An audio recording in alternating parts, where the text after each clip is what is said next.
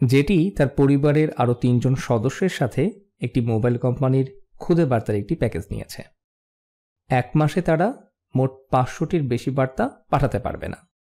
তাহলে 500-এর বেশি বার্তা পাঠাতে পারবে না। মাসের শেষে যেটি তার বড় বোনের চেয়ে 25টি বার্তা বেশি পাঠিয়েছে, এটাকে চিহ্নিত করি, আমি অন্য একটি রং নিই। তো মাস শেষে যেটি বড় বোনের চেয়ে 25টি বার্তা বেশি পাঠিয়েছে, ছোট বোনের চেয়ে 50টি বার্তা কম পাঠিয়েছে, মার্চে 125টি বার্তা বেশি পাঠিয়েছে।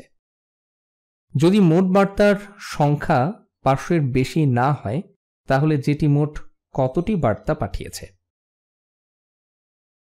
তো এসো কিছু চলক নির্ধারণ করি।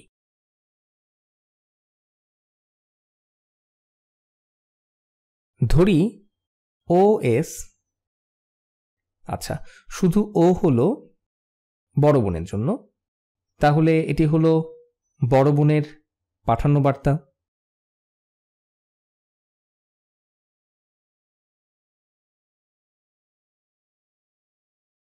এবার ধরি Y সমান ছোট বোনের পাঠানো বার্তা।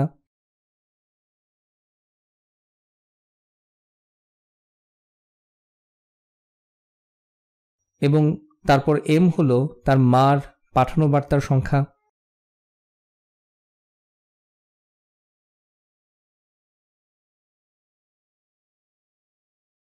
এবং আমরা J ব্যবহার করব যেটির পাঠানো বার্তার সংখ্যার জন্য।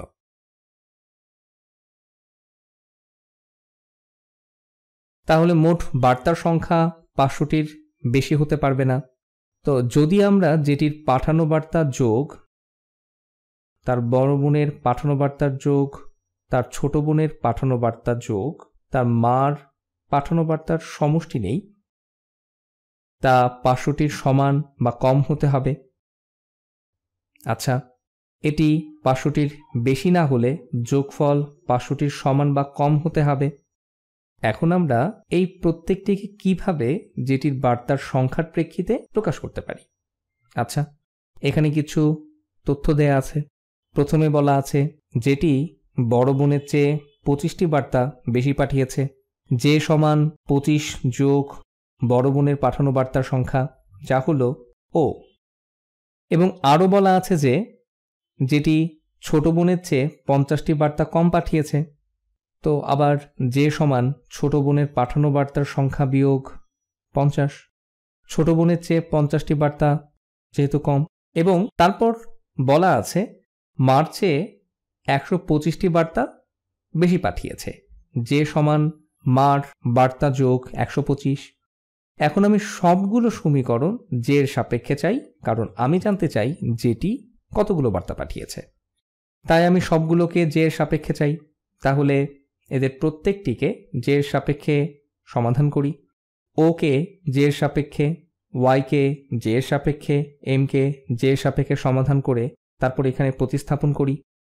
যদি জে সমান 25 যোগ ও হয়, উভয় পক্ষ থেকে 25 বিয়োগ করা হলে পাবো জে বিয়োগ 25 সমান ও, দুটোই একই।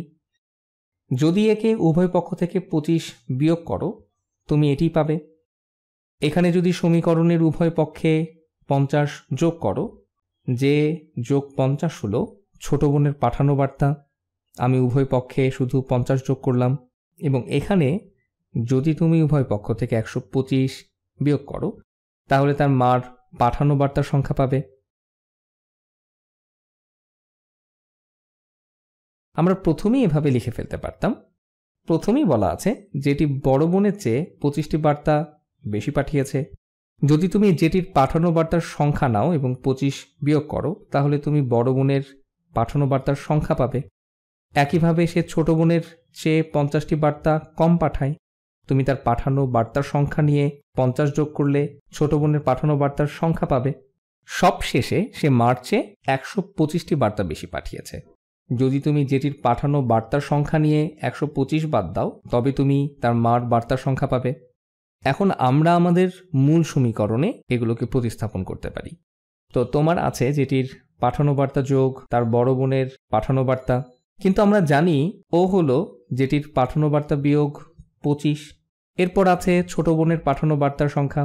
আমরা জানি যে তা যেটির পাঠানো বার্তা যোগ 50। তারপর আছে তার মার পাঠানো বার্তার সংখ্যা, এবং আমরা জানি যে তা যেটির পাঠানো বার্তা বিয়োগ 125, তো যোগ যে বিয়োগ 125, এবং এই পুরোটিকে পার্শ্বের যে ছোট বা সমান হতে হবে। তো যেগুলো যোগ করি 4টি যে, এবং ধ্রুবকগুলো যোগ করি। আমাদের আছে ঋণাত্মক 25 যোগ 50 অর্থাৎ 25।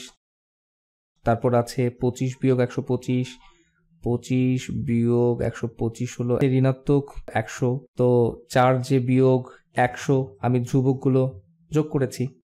একে পার্শ্বের কম বা সমান হতে হবে। এখন এটি একটি সহজ অসমতা। উভয় পক্ষে 100 যোগ করলে পাই 4 যে, এরা বাদ পড়ে যায়।